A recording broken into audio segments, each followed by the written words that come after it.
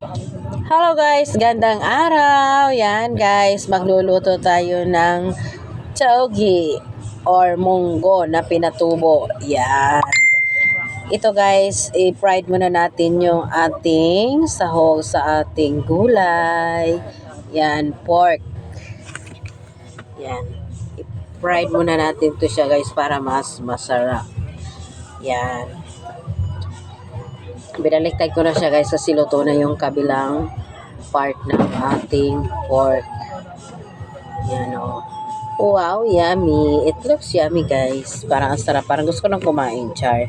Pero pansahog lang to ng ating gulay. Yan guys. Sa kabila ng ating sa kawaling pinagprituhan natin guys. Yan. Igigisa natin yung bawang sibuyas at kamatis. Yan. Hintayin natin na maging golden brown yung ating bawang sibuyas. Maluto na rin yan yung ating kamatis. Yan.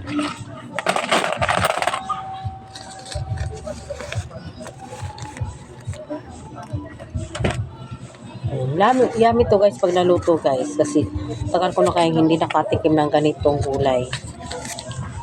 Since nasa Manila pa ako. Char. Tagal na talaga yun. How many years na guys. So ngayon lang ako ulit nagpakain ito kasi ako mismo ang nagpatubo ng gulay, ng munggo. Oh.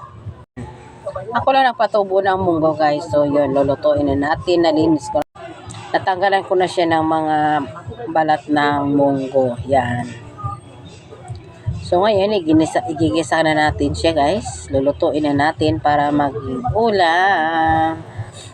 Yan guys, golden brown na yung ating sibuyas. Yan, ihalo na natin yung ating sahog na yan, slice ko yung pork. Yan, hiniwa-hiwa ko yung ating sahog na pork. Yan, igisa ko na siya guys. Yan. Lagyan ko siya ng konting toyo. Yan, Salverswan soy sauce. Yan ang ating nilagay dito sa ating sahog sa ating gulay. Yan. Wow.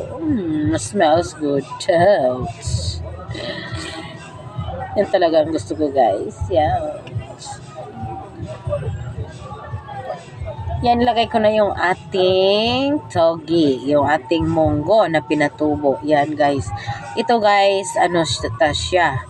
Maiksi pa yung kanyang tubo guys. Ayaw ko kasi na masyadong mataas yung kanyang stem. Yun. Ito mababa pa lang siya. Mga half inch pa lang yung kanyang tubo. So yun. Medyo mahirap siyang tanggalan ng balat. Yan. Mix natin guys. Yung ating gulay at yung sahog. Yan. Wow. It looks yummy. Yan. Ang ganda ng combination niya guys. Yan, timpla natin to siya ng magic syrup. Yan, simmer lang natin to siya guys. Madali lang to siya maluto. Yan, natimplan ko na siya guys. Yan.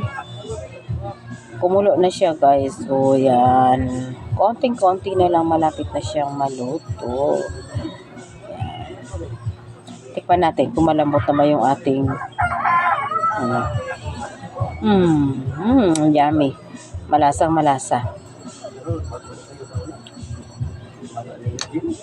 Yan guys, luto na siya guys. So ito na yung ating final